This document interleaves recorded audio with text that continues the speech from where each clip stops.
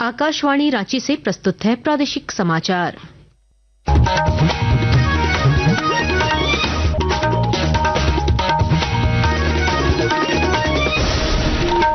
नमस्कार, प्रादेशिक समाचारों के साथ मैं कामिनी। पहले मुख्य समाचार। केंद्रीय कृषि मंत्री ने नागरिकों से किसी भी आपात स्थिति में शांत रहने का किया आग्रह। कहा, देश में अनाज का भरपूर भंडार, सरकार हर परिस्थिति के लिए है तैयार। स्वास्थ्य मंत्री इरफान अंसारी ने स्वास्थ्य विभाग को अलर्ट मोड पर रहने के दिए निर्देश। सरकारी डॉक्टरों की छुट्टियां हुई रद्द।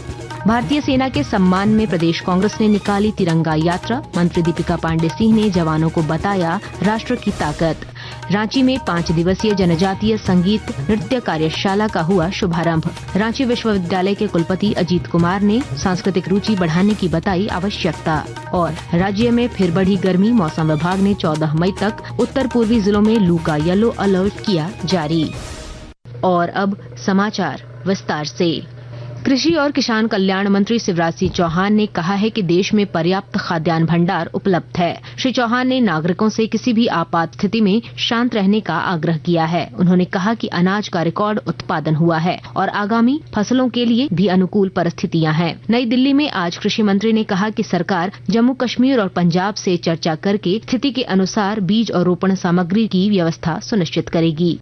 किसी को चिंता करने की जरूरत नहीं है। भरपूर भंडार है हमारे पास। जितनी जरूरत होगी उतना खाद्यान्न उपलब्ध है। जम्मू कश्मीर और पंजाब जैसे राज्यों से हमारे अधिकारी बात करेंगे, मुख्यमंत्रियों से भी चर्चा करके उनको कैसे बीजों की इन परिस्थितियों में जरूरत है उसका भी इंतजाम करके रखेंगे। ग्रामीण विकास विभाग ने भी तय किया है कि ऐसी परिस्थितियों में अगर कहीं से हमारे भाई बहन आते हैं तो उनको तत्काल रोजगार की व्यवस्था कर दी जाए।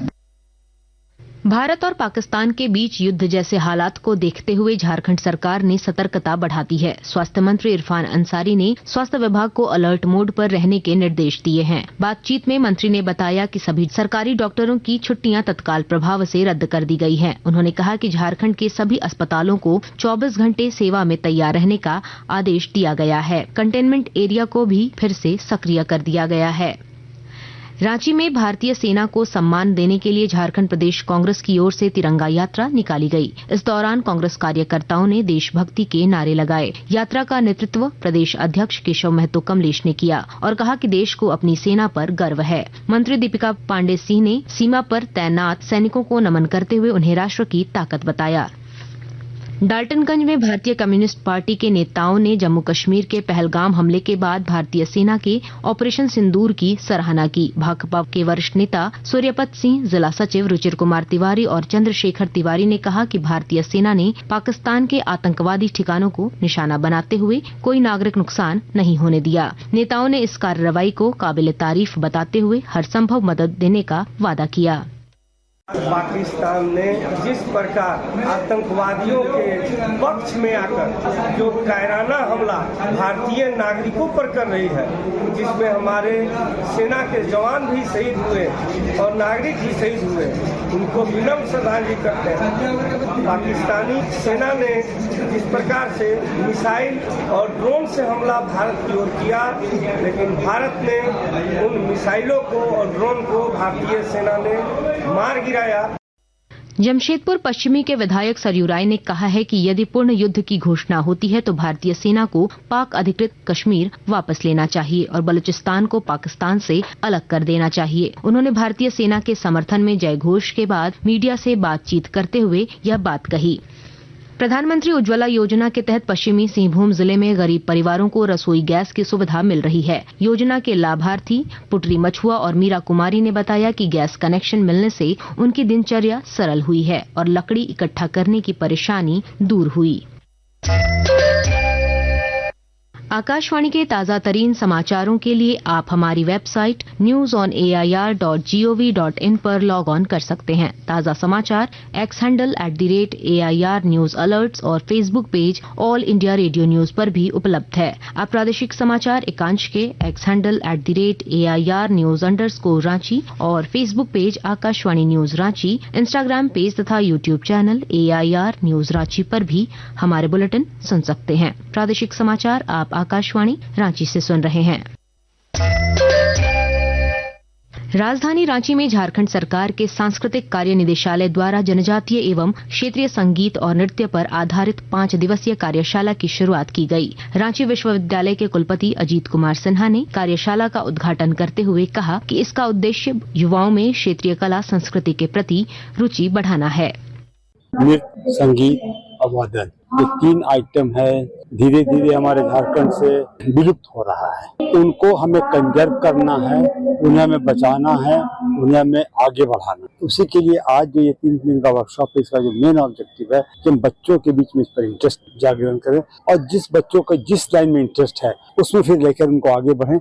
कार्यक्रम में पद्मश्री मुकुंद नायक ने कहा कि सांस्कृतिक विरासत को बचाने के लिए सामूहिक प्रयास जरूरी है। पद्मश्री मधु मंसूरी ने अखरा संस्कृति को पुनर्जीवित करने की आवश्यकता बताई। धनबाद की लाइफलाइन कही जाने वाली बैंक मोड़ रेलवे ओवरब्रिज की मरम्मत का काम कल से किया जाएगा। इस दौरान किसी भी बड़े मालवाहक वाहन या यात्री बसों का आवागमन इस रास्ते पर पूर्णतः बंद रहेगा। और जानकारी दे रहे हैं हमारे संवाददाता। धनबाद की लाइफलाइन कहे जाने वाले बैंक मोड़ रेलवे ओवरब्रिज की मरम्मत का काम कल से किया जाएगा।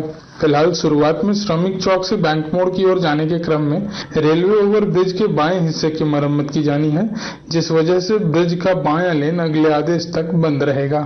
इस संबंध में पथ प्रमंडल धनबाद के कार्यपालक अभियंता ने बताया कि 10 मई से अगले आदेश तक धनबाद के रणधीर वर्मा चौक, पूजा टॉकीज, श्रमिक चौक, सुभाष चौक होते हुए बैंक मोड़ की ओर जाने वाले वाहन रेलवे ओवरब्रिज के बजाय बरमसिया पुल होते हुए जाएंगे। दीपक, आकाशवाणी समाचार, धनबाद।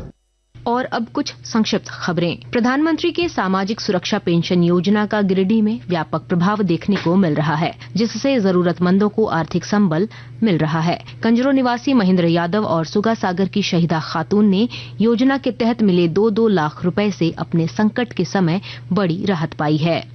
रामगढ़ जिले में चितरपुर थाना अंतर्गत खाद्य सुरक्षा पदाधिकारी दीप श्री की अगुवाई में कोटप्पा 2003 के तहत छापेमारी की गई। छापेमारी के दौरान दुकानदारों से आर्थिक दंड वसूला गया और अवैध बैनर हटवाए गए। खूंटी जिले के मुरहू थाना क्षेत्र में डायन के संदेह में एक महिला की हत्या के मामले में पुलिस ने कार्रवाई करते हुए 4 आरोपियों को गिरफ्तार कर लिया है। एसडीपीओ वरुण रजक ने बताया कि आरोपियों के पास से हत्या में प्रयुक्त हथियार और मोबाइल बरामद किए गए हैं। साहिबगंज रेलवे स्टेशन का निरीक्षण करते हुए डीआरएम यतेंद्र कुमार ने अमृत भारत स्टेशन योजना के तहत सौंदर्यीकरण कार्य पर आवश्यक निर्देश दिए।